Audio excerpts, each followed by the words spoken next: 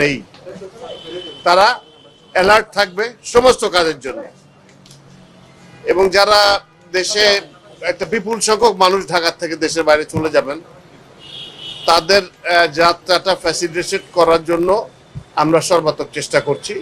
এবং সেখানে স্থানীয় যে বাস মালিক সমিতি, পরিবহন সমিতি, তাদের সাথে সহযোগিতা নিয়ে আমরা যে এই সমস্ত টার্মিনালগুলো দিয়ে যাবেন তারা, সেগুলোরও নিরাপত্তা দেওয়ার চেষ্টা করছি।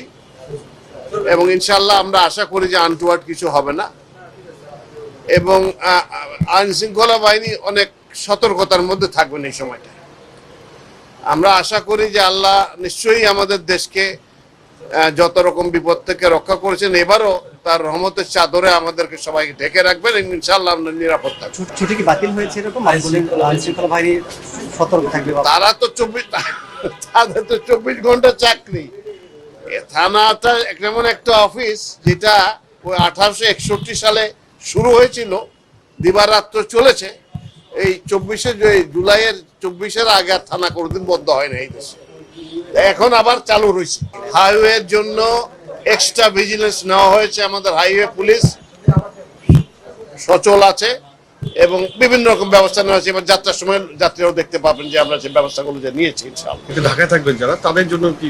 তারা খুব আরামে, যাদের গাড়ি আছে তারা খুব আরামে যাইতে পারবেন, যাতায়াত করতে পারবেন। যারা কি বলে বাসা বাড়িতে আছেন তারাও ইনশাআল্লাহ নিরাপদ থাকবেন। কারণ 999 আপনারা নিজেরা ট্রাই করে দেখতে পারেন। আমি রাতে 1টার সময় নিজে চেষ্টা করেছি, দেখি যে কি হয়। তারা সাথে সাথে রেসপন্ড করে এবং পুলিশ সাথে সাথে যায়। সবচেয়ে বড় জিনিসটা হলো যে আমাদের আগে বাহিনী সচল ছিল না, কিন্তু বাহিনীটা সচল হয়েছে আলহামদুলিল্লাহ। তারা চেষ্টা করছে। এখন ডিগ্রি নিয়ে কথা থাকতে পারে, চেষ্টা চলছে এবং চেষ্টা অব্যাহত থাকবে ইনশাআল্লাহ।